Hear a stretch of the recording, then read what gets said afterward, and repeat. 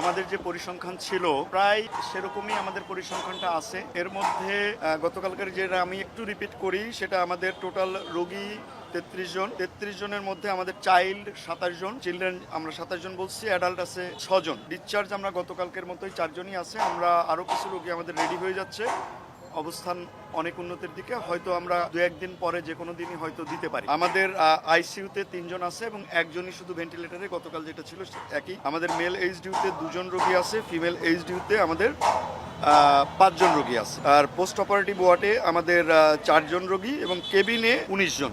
এর মধ্যে ক্রিটিক্যাল কন্ডিশনে আছে 3 জন এবং সিভিয়ার 8 জন আছে। ইনহেলেশন ইনজুরি 7 জন, 30%-এর বেশি বার্ন আছে 5 জন।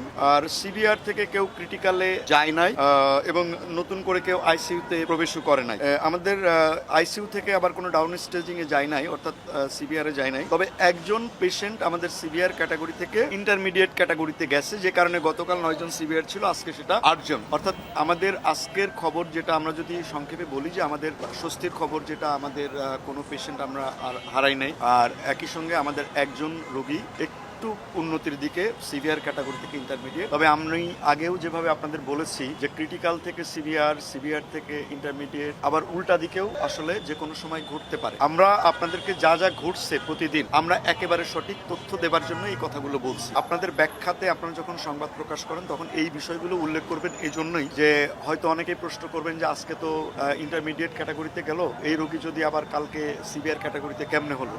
এটা কিন্তু আমরা আরো বেশ কিছুদিন যাবত আমাদের এই পরিবর্তনটা একেবারে স্ট্যাটিক ভাবে হবে না। অর্থাৎ আজকে যেটা খারাপ আছে সেটা কালকে কিছু উন্নতির দিকে যাবে না, তা না। আবার আজকে যে রোগীটা উন্নতির দিকে আসছে সে রোগীটা খারাপের দিকে যাবে না, সেটা বলা মুশকিল। কিন্তু আমাদের যতটুকু চেঞ্জ হচ্ছে এ ব্যাপারে আমরা অনেস্ট একদম, এবং এই কথাগুলো আপনাদের কাছে আমরা বলার চেষ্টা করি।